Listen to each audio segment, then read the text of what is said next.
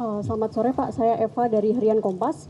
Yang pertama untuk Pak Menhub Pak, harga aftur yang sudah naik lebih dari 70% memang fuel surcharge akhirnya disesuaikan. Tapi kira-kira sejauh apa pemerintah mempertimbangkan akan menaikkan harga TBA Pak, mengingat Inaka sudah minta ini dari jauh-jauh hari. Fuel surcharge kan berdasarkan TBA juga Pak yang sudah ditetapkan sejak 2019, sedangkan harga minyak berfluktuasi terus. Nah kemudian Pak untuk Pak Pur, soal realisasi belanja awal tahun yang melonjak 31,4%, belanja mana yang paling dominan mendorong kenaikan Pak? Kemudian apakah ada risiko penurunan kualitas belanja karena percepatan? Kemudian terakhir untuk Pak Erlangga, setelah ada tambahan likuiditas ke bank BUMN, apakah sudah terlihat peningkatan kredit ke sektor produktif, bukan konsumsi? Terima kasih. Silakan Pak Menhub. Baik, terima kasih Mbak Eva. Sebagaimana tadi saya sampaikan bahwa penetapan fuel surcharge berdasarkan hasil pembicaraan kami dengan airlines.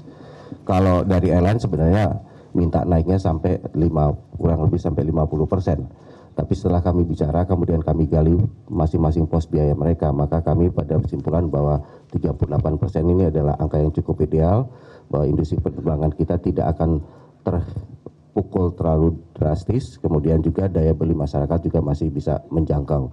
Jadi berkaitan dengan TBA memang salah satu komponen adalah aftur dan juga kurs, kemudian juga ada biaya maintenance. Nah, sebagaimana tadi disampaikan bahwa dengan pemberlakuan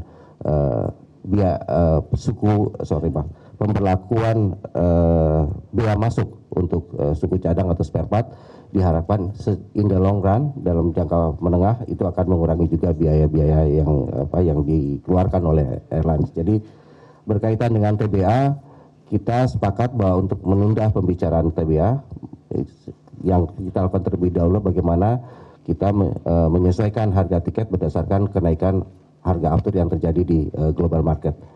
Tapi kita juga di satu sisi juga harus menjaga daya beli masyarakat agar masih bisa mengakses transportasi publik khususnya penerbangan dengan harga yang terjangkau. Demikian Pak, terima kasih. Itu kan defisitnya membesar, kenapa? Di awal tahun karena kita percepat belanja pemerintah. Saya ingin ciptakan di mana belanja pemerintah hampir merata pertumbuhannya sepanjang tahun. Jangan sampai kayak tahun-tahun sebelumnya numpuk di akhir tahun sehingga dampak ekonominya tidak optimal. Jadi defisit yang besar itu adalah konsekuensi logis dari kebijakan kita. Yang mana yang paling besar ya Anda tahu ada berapa, sebetulnya hampir merata, tapi yang menonjol ya BGN lah karena emang anggarannya besar. Itu untuk kualitasnya ke depan akan seperti apa? Ya kita akan monitor terus dari waktu ke waktu. Jadi saya akan lihat kalau belanjanya yang ngawur-ngawuran kan pasti ada tuh. Nanti kita kasih peringatan ke kementerian lembaga terkait, dan kalau akan diteruskan kita bisa kasih peringatan bahwa yang ini nggak akan saya bayar, saya bisa begitu rupanya, dan sudah kita lakukan di tahun 2025 kemarin sehingga belanja lebih terkontrol.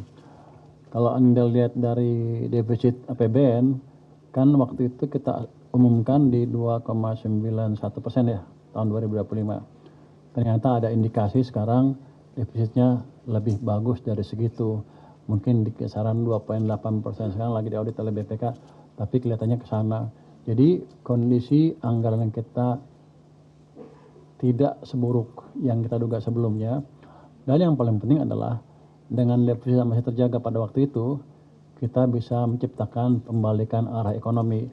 Kan di triwulan keempat tumbuhnya 5,39. Sekarang katanya bisa lebih dari itu, mudah-mudahan lebih di atas 5,5%. Kalau lihat angka-angka yang ada di perekonomian, sepertinya bisa di atas 5,5%. Jadi kalau ekonominya bagus, pendapatan saya bagus, nanti uang yang saya bagi ke kementerian lembaga juga lebih konsisten, bisa lebih banyak sedikit, harusnya ekonomi kita akan membaik terus ke depan. Kenapa bisa begitu? Karena kita jaga private sector untuk tumbuh lebih baik.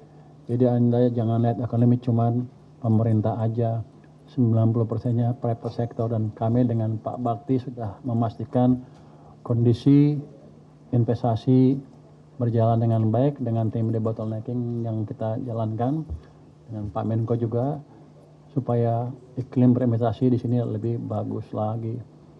Jadi seandainya saya nggak, let's say misalkan saya nggak bisa ekspansi habis-habisan pun, selama saya bisa jaga sektor private-nya tumbuh dengan baik, ke depan ekonomi akan terus membaik. Kita menimpa saya. Baik, terima kasih tadi terkait dengan kenaikan surcharge tadi sudah dijelaskan Pak Menhub. Namun saya juga ingin menambahkan bahwa baseline-nya itu untuk yang pesawat jet 10% ya, dan propeller 25%, sehingga efektif kenaikannya untuk jet itu 28% dan propeller 13% ya Pak Menhub. Dan itu dengan demikian, dengan adanya tiket ditanggung pemerintah aftur, maka ke end usernya, ke masyarakat naiknya hanya sekitar 9-13%. Jadi kenaikannya hanya 9-13%. Kemudian dengan likuiditas di perbankan lebih baik dari Pak Menteri Keuangan, kita berharap nanti kredit di sektor swasta akan naik lagi ke double digit. Ya, terima kasih. Jelajahi cara baru mendapatkan informasi. Download Metro TV Extend sekarang.